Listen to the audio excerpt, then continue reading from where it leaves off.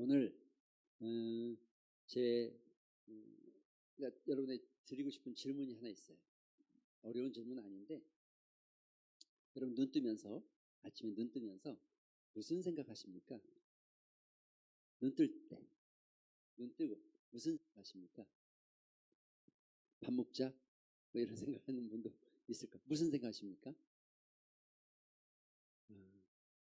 아이고 출근해야지. 오늘도 귀찮다. 하루가 길겠다. 우리 송 집사님은 진짜 열심히 사시기 때문에 하루가 길 것 같아요. 새벽 예배 나오죠. 오전에 출근하죠. 저녁에 또 투자 하시고 저녁 늦게 퇴근해서 오면 거의 10시 이렇게 되는데 또 자고 또 새벽도 나오시고 너무 피곤하니까 가끔 막 쭉 빠져버리고 그러기도 하지만 그래도 정말 아마 시간을 아주 알차게 쓰시는 것 같아요. 그럼 이렇게 질문을 좀 바꿔보겠습니다.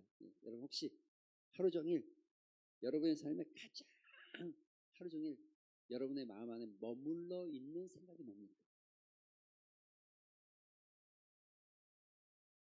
물론 뭐 한 가지는 아니게 다양하겠죠. 근데 가장 많이 생각하고 있는 게 뭡니까? 주식이 올라갔나? 전쟁은 언제 끝나나? 또 뭐 그런 생각합니까? 학점을 따야 되고. 여러분 오늘 제가 여러분하고 나누고 싶은 이 로마서 8장의 핵심 내용이 여기에 있습니다. 이 질문입니다. 이 질문에 대한 답이라고 말할 수 있을 것 같습니다. 로마서 8장에 대해서 우리가 오늘 여러분 세 가지로 크게 나누어서 생각할 수 있습니다. 첫 번째 이겁니다. 나는 지금 무엇을 따르고 있는가? 세상에는 두 종류의 사람이 있다고 그러고 두 종류의 사람은 두 가지의 삶이 있습니다. 두 종류의 삶, 두 가지의 삶. 요거를 우리가 따른다는 의미로 표현하고 있는 거죠. 무엇을 따르고 있는지, 지금 난 누구를 따르고 있는지. 따른다는 건 다른 말로 하면 어떤 말입니까?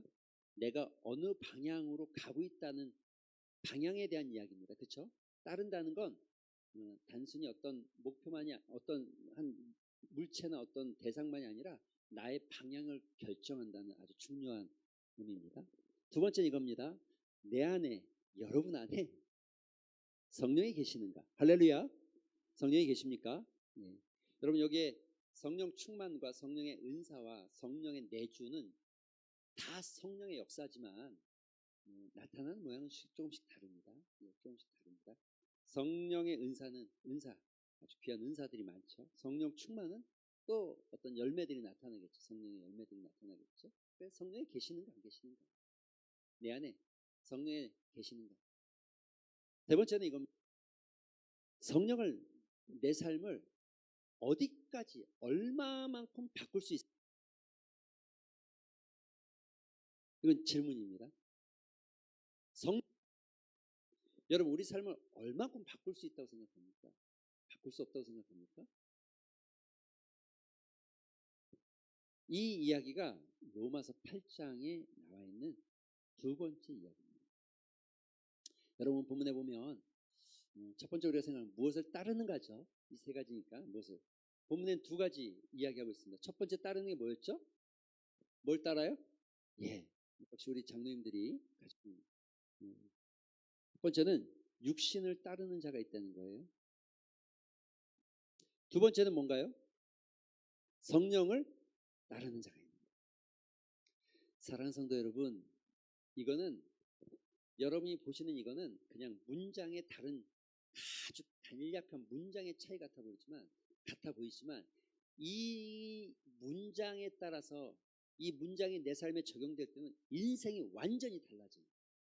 믿으십니까? 오늘 우리가 세례 주고 학습하고 세례 주고 유아세례, 특히 저는 유아세례의 의미를 좀 부여합니다. 여러분 아이에게 세례를 주고 그 아이가 하나님 안에서 자라갈 때 그의 인생이 어떻게 바뀔 것 같습니까? 물론 세례 줬다고 해서 다는 아니겠죠. 근데 세례를 주고 부모가 성경과 말씀으로 아이를 양육하는 것과 그냥 키우는 것과 여러분 이 차이가 얼마나 클지를 상상이 됩니까? 어마어마한 차이입니다. 이건 상상할 수 없는 차이입니다. 특히 교육학적 입장에서 부모가 자녀에게 줄 수 있는 가장 귀한 시간이 언제냐면 1살부터 3살까지입니다. 그래서 3년간은 부모의 손에 있는 게 아이로 하여금 아이의 어떤 자존감, 정체성, 그리고 아이의 감성, 이모션, 감성 이런 것들이 대단히 많이 발전되고 성숙하는 아주 중요한 시간이라고 다들 학자들은 얘기합니다. 가능하면 부모의 손에 있어야 된다는 게 대부분의 교육학자들의 이야기입니다. 그런데 그 부모가 성경과 말씀으로 그 어린 시절, 이 1살, 2살, 3살까지 어린 시절을 성경과 말씀을 들려주고 찬양을 들려주면서 키웠다. 여러분 이게 얼만큼이나 큰 역사가 일어날지 상상이 됩니까? 그래서 지나보면 아쉬울 때가 많아요. 그렇죠? 우리도 그렇게 했어야 되는데, 그죠? 그렇게 못한 쫓겨 살고 80년대, 70년대, 90년대 분주하게 살다가 그거 놓쳤잖아요. 아이가 3살이 지나고 7살이 되어지고 10살이 되어지고 20살이 되어지면 점점 부모의 어떤 영향력과 부모의 손에서 벗어나기 시작하죠. 그래서 3살까지는 내가 하나를 가르쳐주면 한 2개 이상 효과가 나타난다면 7살이 되면 하나를 가르쳐주면 하나예요. 10살이 되어지면 하나를 가르쳐줘도 0.7개뿐이 안 남아요. 그리고 20살이 되면 하나를 가르쳐줘도 하나도 안 남아요. 안 남을 때가 많습니다. 이렇게 아시면서 왜 처음 듣는 것처럼 그런 눈으로 저를 보십니까? 다 아시잖아요. 그렇죠? 지금은 아무리 말해도 안 되잖아요. 그죠? 아무리 말해도 안 되죠. 육신을 따르는 것과 따르는 건 완전히 다릅니다. 여러분 그 다른 삶에 대해서 이 땅에서 누리는 어떤 축복과 평안과 기쁨에 대한 이야기 놓고 그냥 우리가 영적인 관계에서 하나님과의 관계에서 이야기하는 이런 거예요. 육신의 일을 생각하는, 육신을 따른다는 건 육신의 일을 생각하는 사람들이에요. 육신의 일이 뭔지 아십니까? 여러분 육신의 일의 핵심이 뭔지 아십니까? 그게 자기 중심, 마음이 자기 중심적이에요. 자기 중심적인 사람은 여러분 어떤 삶을 살 것 같아서 자기 중심. 내 자존심이 상하는 게 교회나 복음이 또는 하나님의 이름이 더럽혀지는 것보다 내 자존심이 상하는 게 더 안 되는 일. 그죠?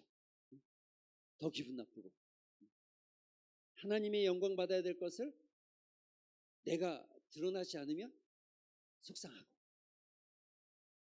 그죠? 자기중심적인 사람. 또 하나 자기중심적인 사람들은요. 특히 내가 손해를 입는지 이익을 입는지를 따져보는 거예요. 계산해보는 거예요. 그런데 여러분 육신을 쫓는 사람의 이 특징대로 자기중심적인 사람들은 하나님과 원수가 되어지고 하나님의 법에 그래서 굴복할 수도 없고 하나님의 법에 굴복하지 못하기 때문에 하나님을 기쁘시게 할 수 없고 이건 어떤 삶의 어떤 한 부분을 나타내는 게 아니라 그의 삶의 전체의 시간과 그의 영적 상태를 분명하게 표현하는 겁니다. 보여지는 건 똑같아요. 우리가 보는 건. 그렇지만 그의 영혼은 완전히 다른 거죠. 성령을 따르는 사람은 어떻습니까? 성령을 따른다는 건 영예를 생각한다. 하나님을 생각하고 말씀을 생각하는 거예요. 그래서 성령을 따르는 사람은 자기 중심적이 아니고 누구 중심이에요? 하나님 중심. 여러분 성경을 수없이 들여다보시면 여러분 이게 딱 보여요. 사울이 왜 하나님 앞에서 책망받는지 다윗이 그 범죄 가운데서도 왜 하나님은 다윗을 마음에 합한 자라고 말하고 있는지 다윗은 순간순간 넘어지는 것 같지만 그러나 언제나 그 마음의 중심이 하나님을 향해 있었어요. 믿으십니까? 이게 다윗의 모습이에요. 다윗이 실수하지 않았다? 다윗이 범죄하지 않았다? 여러분 성경 그렇게 기록되어 있지 않잖아요. 다윗이 범죄하고 실수하고 다윗도 여러분 인간의 모습 그대로 보였지만 그러나 그 마음 안에 자기가 실수하고 넘어졌어도 여전히 자기 마음의 중심을 하나님 앞에 두기를 소망하고 혹시 내 마음이 흐트러졌을까 싶을 때에 내 마음이 확정되었사오니 주만 바라봅니다. 정한 마음을 새롭게 창조하시고 그럼 이 기도의 고백이 시편 50편 이 기도의 고백이 됩니다. 하나님 중심으로 자기 마음이 바뀌어지기를 소망합니다. 그래서 하나님과 원수되는 게 아니라 늘 실수하고 넘어지는 것 같지만 하나님과 화평하고 하나님의 법에 순종하기를 기뻐하고 그것이 곧 하나님을 기쁘시게 하는 삶으로 이어지는 삶. 이건 각도기 아시죠? 각도기. 저는 각도기 비유를 잘 하는데 여러분 이 얼마나 간단합니까? 여기 90도에서 180도하고 90도하고 차이가 많이 지잖아요. 그렇지만 90도에서 91도 차이가 안 지는 것 같죠? 90도에서 91도 별로 비슷해 보이잖아요. 지금 그렇잖아요. 그렇지만 이 끝이 갈수록 얼마큼이나 멀리 벌어집니까? 시간이 흘러갈수록 처음엔 요만큼이죠. 간격이. 근데 가면 갈수록 어떻게 됩니까? 그만이 멀어지고 완전히 달라져. 처음은 비슷하다니까요. 언제나 비슷해요. 1도만 틀어졌지 뭐. 아니 거기서 거기고 거기 비슷하고 너나 나나 뭐 도찐개찐인 것 같고 50보 100보인 것 같아 보이지만 여러분 정말 끝은 완전히 다릅니다. 완전히. 지금 변화가 없는 것 같지만 하나님 앞에 성령을 따라가는 삶은 인생이 달라지고 삶이 달라집니다. 내가 오늘 성령을 따르겠다고 결심해서 내일 당장 어떤 큰 변화가 일어나지 않고 바뀌어지는 것 같지 않고 한 달이 지나고 1년이 지나도 큰 별로 차이가 없는 것 같지만 그러나 시간이 흘러가고 가면 나중에는 완전히 다른 인생을 살고 있는 거예요. 완전히 다른 인생. 여러분 이 다름의 끝이 무엇입니까? 결과에 대해서 오늘 성경이 기록하고 있어요. 명확하죠. 성경이 아주 명확하죠. 이렇게 기록하고 있어요. 그걸 살펴보기 전에 우리 생각하니라는 같이 한번 읽어보면 좋겠어요. 이거 같이 한번 읽어볼까요? 마틴 노이드 존슨의 어떤 깊이 있는 그 묵상의 기록이죠. 육신이란 단어가 도대체 무슨 의미인가? 육신이란 단어가 도대체 어떤 것인가? 단순히 우리 몸이냐? 아니에요. 같이 시작.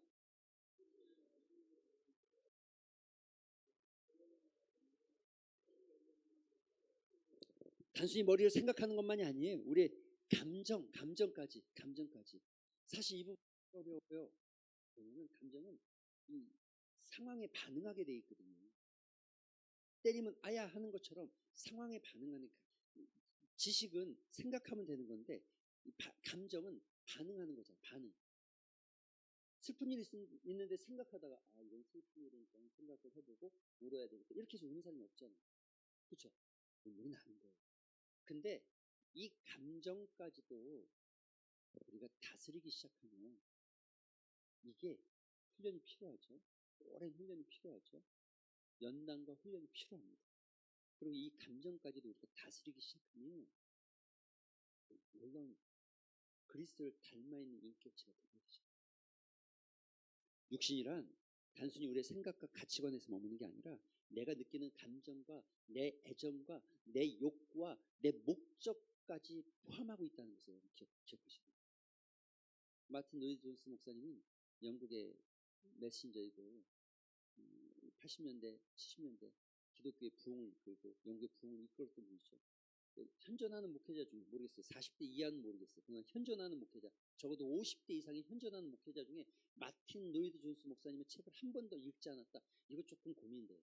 그러면 목회자 아닐 수도 있다는 생각이 들 만큼 저는 개인적으로 제 개인적인 법은 아니에요. 제 개인적인 어떻게 한 번도 안 읽고 성경을 볼 수 있지? 이럴 만큼 수많은 설교자들에게 목회자들에게 어떤 영감을 주고 인사이트를 주고 수많은 책으로 도전을 줍니다.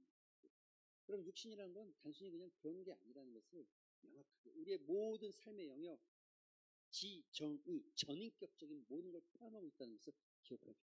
그런 생각하니라는 이 옆에 제가 헬라어 다뤄놨죠. 헬라어가 뭐냐면 포로네오라는 뜻이 포로네오. 이 생각한다는 게 뭐냐면 포로네오라는 이 뜻은 잠깐 스쳐가듯이 갑자기 아이디어가 번쩍 떠오르거나 아이디어가 생각나거나 자고 일어났는데 집에 가려고 하다가 아니, 출근하다 마차 이거 뭘 놓쳤지 이런 스쳐가는 잠깐의 생각들을 말하는 게 아닙니다. 이 포르네오라는 이 생각하니라는 이 헬라어 단어는 어떤 삶의 전반을 지배하는 방향성, 짧은 타이밍이 아니라 내 삶에 가는 방향을 향한 생각의 방향성, 마음의 기울기, 더 정확하게 삶을 이끄는 관심의 축. 이 말을 기억하십시오. 삶을 이끄는 관심의 축. 이 말이 무슨 말인지 이해하십니까? 내 삶을 이끌고 있는 나의 최대 관심사가 뭡니까? 어떤 분은 건강이고, 어떤 분은 경제고, 어떤 분은 자녀고, 그죠? 어떤 분은 인간관계고, 어떤 분은 자기 자신이 어떻게 보여지고 어떻게 드러날까에 대한 관심이 제일 많은 분이고, 그죠? 어떤 분은 이런 것도 다 상관없어요. 그냥 세상에 돌아가는 이야기들, 뭐 연예인 뉴스, 뭐 축구, 스포츠 경기, 관심의 축이 거기에 있어요. 포르네오라는 이 단어는 스쳐가는 얘기가 아니라 내 생각의 중심, 내 관심의 중심. 그러니까 우리가 눈 뜰 때 오늘 우리가 하루 종일 생각하는 이 생각의 내용이 뭐냐, 이걸 묻는 거죠. 그 생각이 육신의 생각이냐 성령의 생각이냐, 이 얘기를 묻는 거죠. 그래서 여러분, 우리의 삶이 어느 쪽으로 기울어져 있는가, 이게 매우 중요해요. 지금 현재 내가 어떤 자리에 서 있는가보다 더 중요한 건 뭐냐면, 내가 지금 어느 방향을 향해서 기울어져 있는가, 내 관심이 어디를 향해 가고 있느냐가 더 중요해요. 우리는 완벽한 자들이 아닙니다. 완벽할 수도 없고 완벽해지지도 않습니다. 우리는 끊임없이 넘어지고 실수하고 때로는 좌절할 수 있어요. 그러나 그럼에도 불구하고 우리는 우리의 방향이 어디를 향해 가고 있는지를 아셔야 됩니다. 가나안을 향해 가는 거예요. 가나안을. 애굽을 향해 가는 게 아니라 가나안을 향해 가는 거예요. 그래서 이 관심사, 우리의 관심사는 가나안이죠. 성경이죠. 믿음이죠. 하나님의 영광이죠.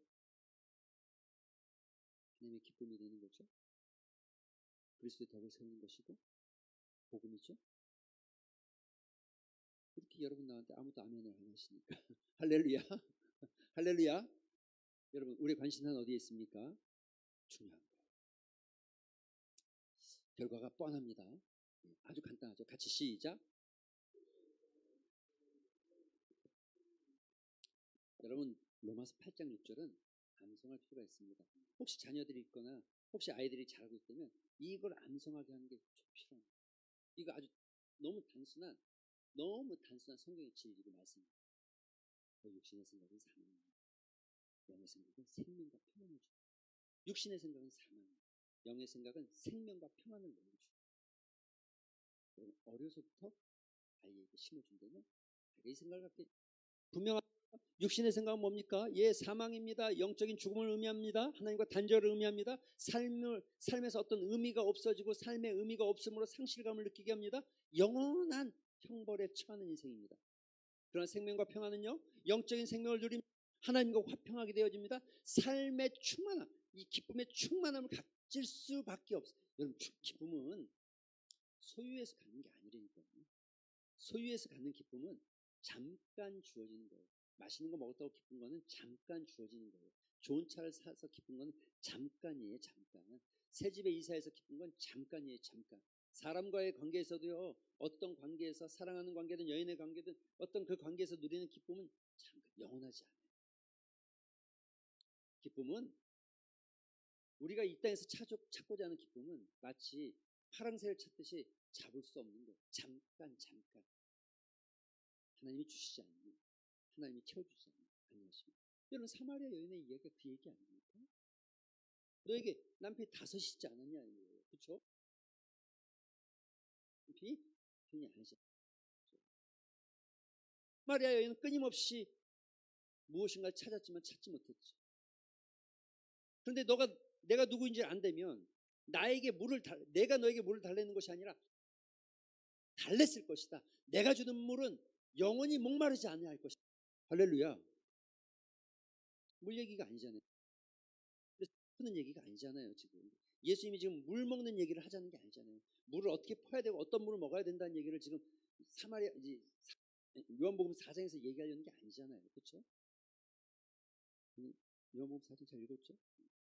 아니잖아요. 그 얘기의 핵심은 그게 아니에요. 그게 아니에요. 자, 두 번째 작은 글씨 한번 읽어봅시다. 시작.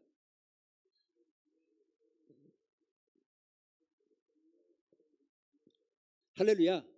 예, 평안은 환경이 좋아졌다고 해서 오는 게 아니에요. 성령을 따라 살기 시작할 때 주어지는 별과 우별. 적어도 제가 생각할 때 우리 권사님, 장로님들 정도는 이걸 다 알 거라고 생각해요. 왜냐면 살아보셨거든요. 살아보셨잖아요. 좋은 날도 있고 더 좋은 날도 있고, 예? 30대, 20대, 20대, 30대, 40대, 50대, 60대, 70대 살아보셨잖아요. 근데 내 삶이 좋아하고 그렇다고 해서 평안한 게 아니구나라는 걸 이제는 알 때가 됐죠. 알죠. 그래서 나이 든 어른들에게 배울 필요가 있는 저는 이걸 알려면 시간이 좀 필요해요. 이제 내 안에 성령이 계신가? 하나님의 말씀 읽어보고 시작.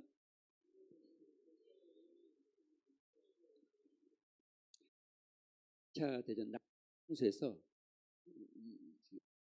코리텐 봄이라는 사람이 이런 이야기, 이런 그제 책에서 이런 얘기가 있어요.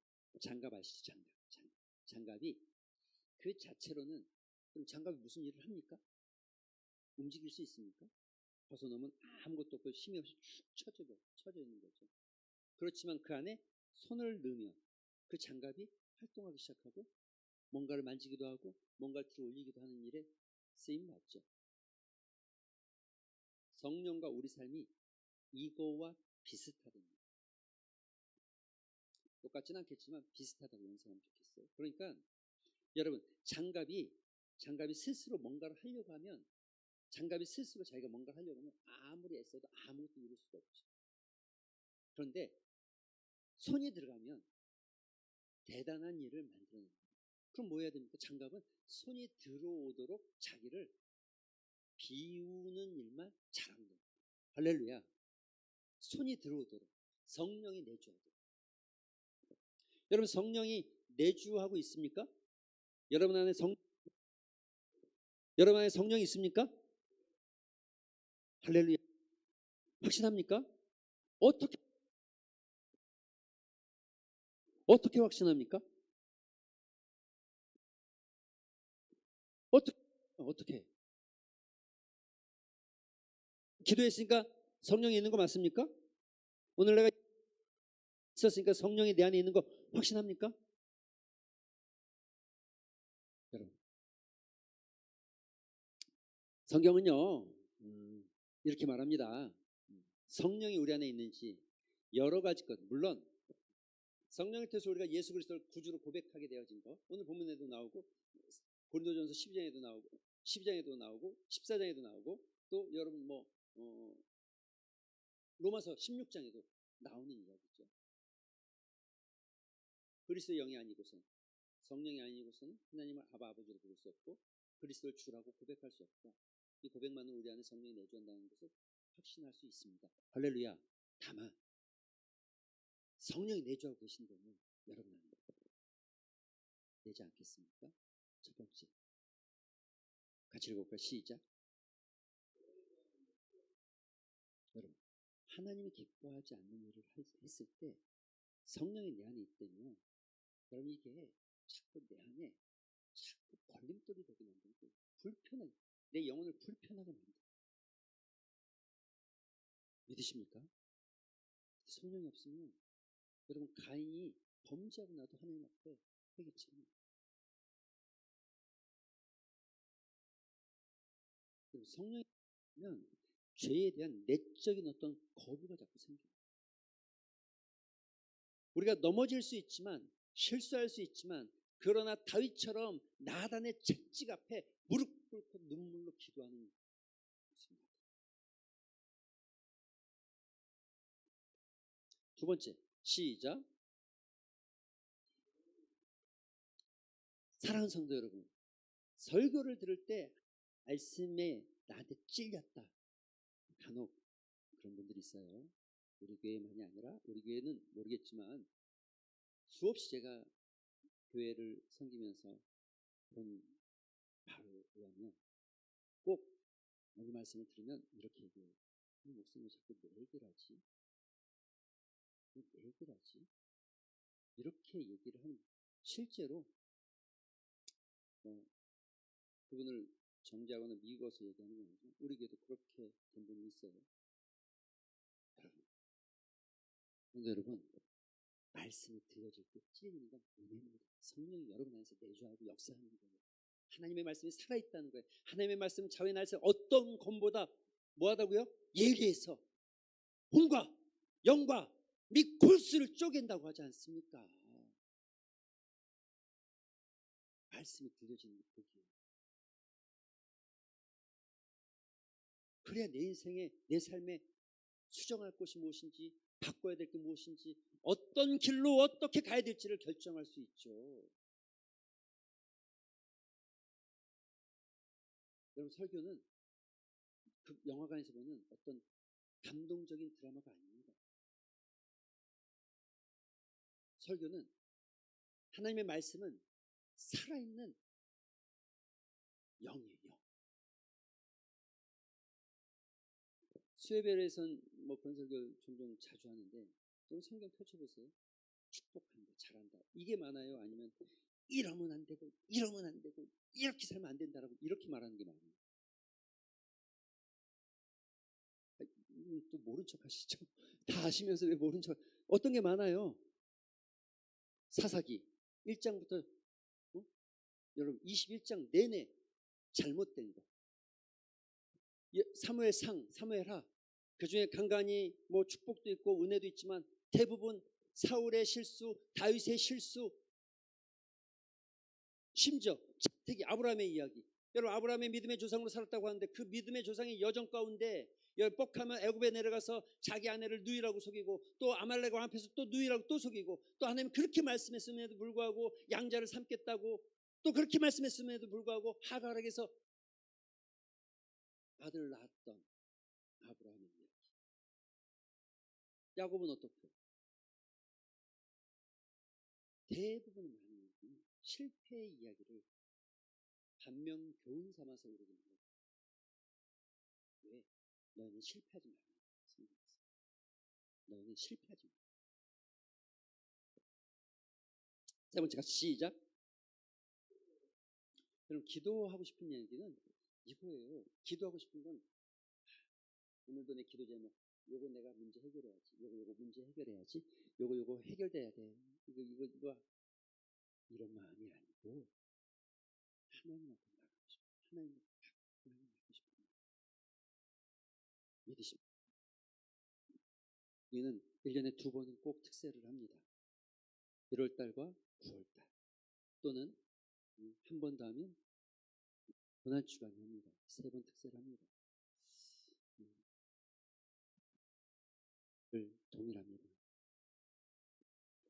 평소에 나오던 새벽 시간이 아니라 한 명이라도 더 새벽에 좀 주님을 갈망하고 나왔으면 좋겠고, 하나님과 더 가까이 서길 소망하면서 나왔으면 좋겠고, 말씀을 하루를 시작하는 게 얼마나 기쁘고 복된 일인지를 알았으면 좋겠고, 기도의 자리에 섰을 때 하나님이 어떤 은혜를 주셨는지를 알았으면 좋겠고, 기도했을 때 하나님의 응답이 우리 삶에 어떻게 나타나는지를 알았으면 좋겠고.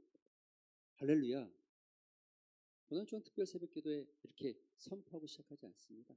자유롭게 한 사람이라도 더 나오면 그 한 사람과 같이 새벽을 묵상하고, 이미 여러분의 삶에서 하루의 삶에서 책자를 따라서 묵상할 수 있으니까 그렇게 하셔도 됩니다. 다만 기도는 하나님 앞에 가까이 나가고 싶은, 하나님을 갈망하는, 사슴이 시냇물을 찾듯 갈망하는 자의 마음가짐.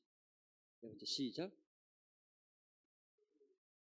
아버지라고 부를 수 있다는 거, 이게 놀라운 특권이죠. 여러분, 우리가 살면서 뭐 권세 잡은 자, 뭐 경제의 어떤 뭐 대단한 경제, 삼성의 회장, 대통령, 이런 사람을 내가 아버지라 부르고 나랑 친분이고 가까운 사람이라고 부르면 얼마나 그 뿌듯함이 있습니까? 심지어 진주시에 운동장을 예약해야 되는데 운동장 예약이 안 돼요. 시청에 여기 자리 여기 높은 데인데 걱정하지 마. 여러분 이거 하나만 가져도 얼마나 막 권세를 누리고 내가 안다는 것만으로도 그냥 이름 아는 사람이 아니라 신분이 있다는 거죠. 근데 하나님도 마찬가지죠. 하나님을 그냥 아는 게 아니라 하나님과 그냥 알고 지내는 사이가 아니라 하나님을 향해서 우리가 아빠라고 부를 수 있다는 거, 아빠라고 부른다는 거 엄청난 특권이라는 거죠. 그 특권을 누릴 수 있는 게 성령을 요구하는 사람들에게 주신 특권. 세 번째 우리가 성령이 내 삶을 어디까지 인도하실까요? 이게 가장 중요하죠. 우리 10절 같이 시작.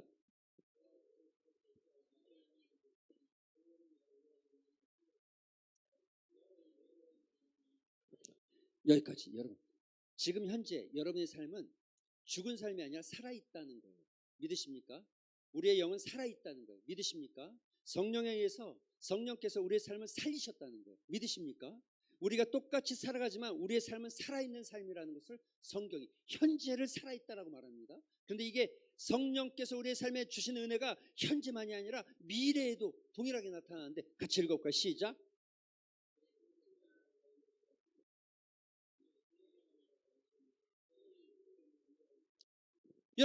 죽을 몸도 살린다. 우리의 새로운 삶의 변화를 약속하고 있는 거예요. 에스겔 37장을 기억할 필요가 있습니다. 여러분 에스겔 37장 에스겔이 이스라엘 백성들에 대해서 끊임없이 회개할 것을 이야기하고 너희가 멸망받고 하나님의 징계받을 것에 대해서 말씀합니다. 그런데 그 징계의 끝에 에스겔 36장부터 변화가 딱 내용이 바뀌어요. 그러나 그럼에도 불구하고 하나님의 은혜가 너희에게 주어질 것을 약속합니다. 그리고 에스겔 37장 여러분 기억하십니까? 이 37장에 가장 유명한 사건이 하나 있는데 뭐죠?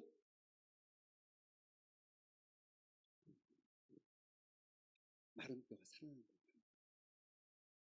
그런데 여기 뼈가 살아나는 게 아니라 마른 뼈라는 거예요. 마른 뼈 뭐예요? 수분도 없고 깡 말랐고 완전히 재생불능 안 된다는 거죠. 그런데 그 재생불능 하나님께서 에스겔에게 이스라엘의 회복을 약속하십니다. 그런데 에스겔이 두려워합니다. 에스겔을 끌고 골짜기로 갑니다.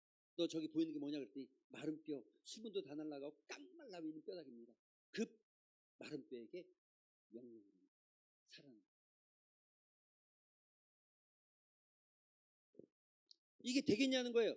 그러자 하나님께서 에스겔을 향해서 명령할 것을 강요합니다. 그리고 에스겔이 마른 뼈를 향해서 외칩니다. 그때 그 마른 뼈에 살이 돋고 심줄이 돋고 그 마른 뼈가 군대가 되어져 간대요. 그리고 나서 말합니다. 에스겔 37절 9절 10절인가요? 성령 하나님께서 에스겔을 향해서 너가 생기야 마른 뼈에 들어가라고 명해라. 생기를 내가 어떻게 해요? 명해라. 그리고 에스겔이 하나님의 말씀을 대언해서 생기야 너가 들어가라고 말할 때 그 마른 뼈가 살아있는 성령 생명이 됐다는 거예요. 마치 창세기 2장에 하나님께서 인간을 만드신 것처럼. 그럼 성령이 들어온다는 게 이런 거예요. 성령이 우리 안에 있다는 게 이런 거예요. 살아있다는 게 이런 거예요. 여러분 이 지금 바울이 말하는 이 로마서 18장 11절의 말씀이 에스겔 이 말씀과 연상해서 보면 동일합니다. 그 마른 뼈를 살아나게 하신 분, 그 죽음 가운데서 생명을 살리시는 분, 그분께서 지금 너희 안에 계시기 때문에 여러분 그래서 우리가 소망이 없다고요? 그 소망은 내가 갖는 게 아니라 성령을 통해서 갖는 겁니다. 할렐루야. 여러분 우리가 어떤 일에 있어서 변화에 대한 두려움. 지금 나는 아무리 노력해도 예를 들어서 담배가 안 끊겨요. 안 끊겨요. 심지어 어떤 분에게 제가 상미했을 때 제가 여러 번 봤는데 어르신 끊어야 됩니다. 끊어야 됩니다. 안 끊다가 나중에 제가 보니까 어떤 분들이 마지막에 폐암으로 또 기관지 식도암으로 고생하고 병원에 입원했는데 제가 병문안 가고 신방 갈 때마다 그분들이 꼭 하는 말이 있어요. 목사님 제가 진작에 끊었어야 되는데 못 끊어서 이 모양입니다. 저한테 이런 얘기를 하는 분을 제가 여러 봤습니다. 어르신 끊으세요. 그렇게 간절하게 얘기해도 딱 한마디예요. 아이고 목사 양반 내가 이것도 안 피고 무슨 재미로 사냐. 이 나이에 이것도 안 피고 어떻게 사냐. 안 끊어요.